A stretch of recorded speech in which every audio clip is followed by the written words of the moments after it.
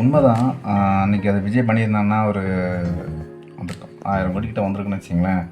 சொன்ன டேட்டுக்கு வந்து தான் அன்றைக்கி ஒரு வாரம் லீவு ஆக்சுவலி. அந்த கலெக்ஷன் நல்லா மொத்தமாக வந்திருக்கும்.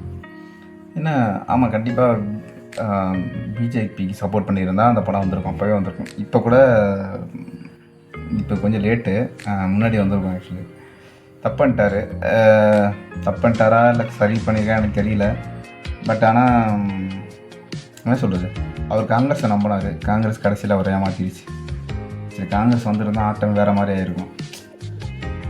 நமக்கு தான் நம்ம தமிழ்நாட்டு மக்களுக்கு ஒன்று சாபக்கிட்டு இருக்கேன். யார் நல்லது பண்ணணும் வந்தாலுமே இந்த மாதிரி ஏதாச்சும் நடக்குமே, அந்த மாதிரி தான். நல்லது இந்த யாரும் நல்ல வரமாட்டாங்க. என்ன சொல்கிறது, அதுக்கு நம்ம நல்லதாக இருக்கணுமா இல்லை தமிழ்நாட்டு மக்களுக்கு என்ன சொல்கிறது அதிர்ஷ்டம் இல்லையான்னு தெரியல. நடக்குது நடக்கட்டுங்க, அவ்வளோதான். நம்ம கையில் ஒன்றும் இல்லைல்ல. என்ன நம்ம சொல்லலாம், அவ்வளோதான். இந்த மாதிரிலாம் இருந்தால் நல்லாயிருக்கும்ன்ட்டு பார்ப்போம் என்ன நடக்குதுன்னு சொல்லிட்டு தெரிஞ்சிடும். May 4th result. சரி மக்களே, நமக்கு ஒரு சப்ஸ்கிரைப் பண்ணிட்டு போங்க, லைக்கை ஷேர் பண்ணி விடுங்க. ஓகேவா? தேங்க்யூ.